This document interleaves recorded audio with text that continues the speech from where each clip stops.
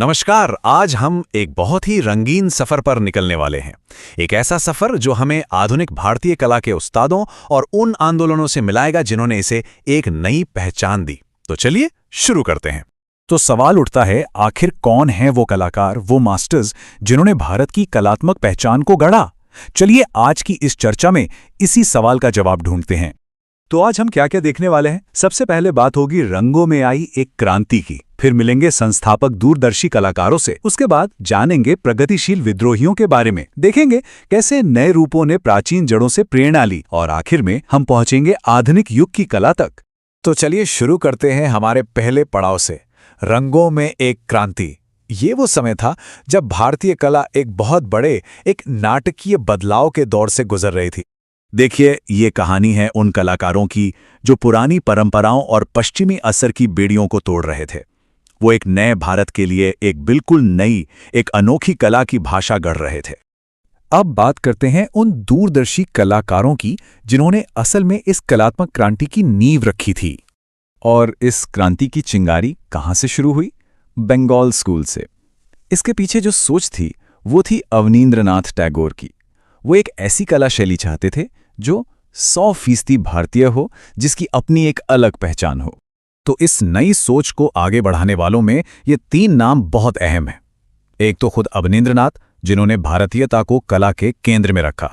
फिर थे गगनेंद्रनाथ टैगोर, जो यूरोप का क्यूबिज्म यानी वो स्टाइल जिसमें ज्यामितीय आकार होते हैं, उसे भारतीय अंदाज में लेकर आए। और नंदलाल बोस, जिन्होंने गांव और आम लोगों की जिंदगी को अपने कैनवस पर जगह दी। और फिर इस कहानी में एंट्री होती है अमृता शेरगिल की।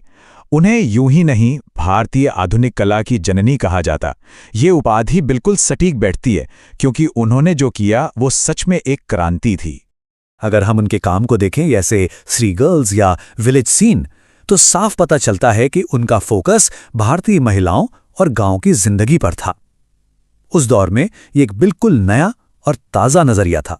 चलिए अब कहानी के अगले पड़ाव पर चलते हैं और मिलते हैं कुछ, कह सकते हैं, विद्रोहियों से। ये वो ग्रुप था जिसने अतीत के नियमों को पूरी तरह से नकार दिया और एक ऐसा आर्ट बनाया जो इंटरनेशनल तो था, पर उसकी आत्मा भारतीय थी। इनका नाम ही था प्रोग्रेसिव आर्टिस्ट ग्रुप, और जैसा नाम वैसा काम। ये सच में विद्रोही थे। इन्होंने बंगाल स्कूल के राष्ट्रवादी तौर तरीकों को मानने से साफ इनकार कर दिया और कला की एक बेबाक, एक नई जुबान तैयार की। और इस ग्रुप के कलाकार आगे चलकर मॉडर्न इंडियन आर्ट के दिग्गज बने।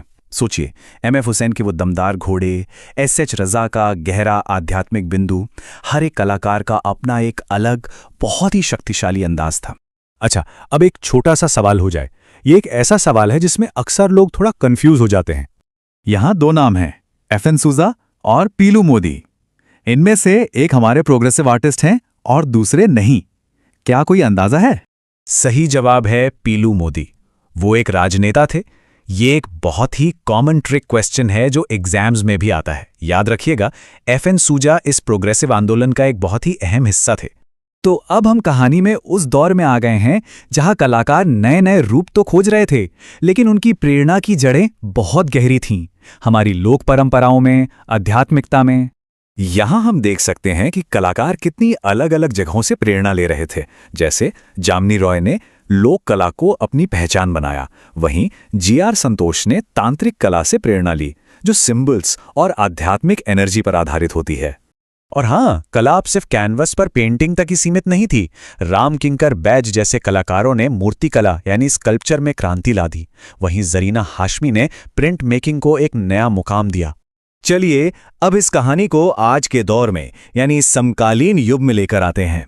ये वो दौर है जहां कलाकार नई नई टेक्नोलॉजी और नए आइडियाज के साथ काम कर रहे हैं।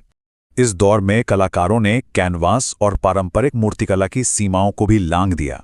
अब बात होने लगी इंस्टॉलेशन आर्ट, वीडियो आर्ट और परफॉर्मेंस आर्ट की। यानी कला अब सिर्फ देखने की चीज नहीं रही, बल्कि एक अनुभव बन गई। और इस नई क्रांति को आगे बढ़ाने वाले हैं ये कलाकार। नलिनी मलानी अपनी कहानियों के लिए वीडियो का इस्तेमाल करती हैं, तो सुबोध गुप्ता किचन के बर्तनों जैसी रोजमर्रा की चीजों से कमाल के आर्टवर्क बना देते हैं। ये दिखाता है कि भारतीय कला लगातार कैसे बदल रही है और विकसित हो रही है। तो बंगाल स्कूल के राष्ट्रवाद से शुरू होकर प्रोग्रेसिव कलाकारों के विद्रोह से गुजरते हुए हम आज की समकालीन कला तक आ पहुंचे हैं। ये तो थी अब तक की कहानी, पर सवाल ये है कि भारतीय कला का अगला अध्याय क्या होगा और इसे लिखेगा कौन?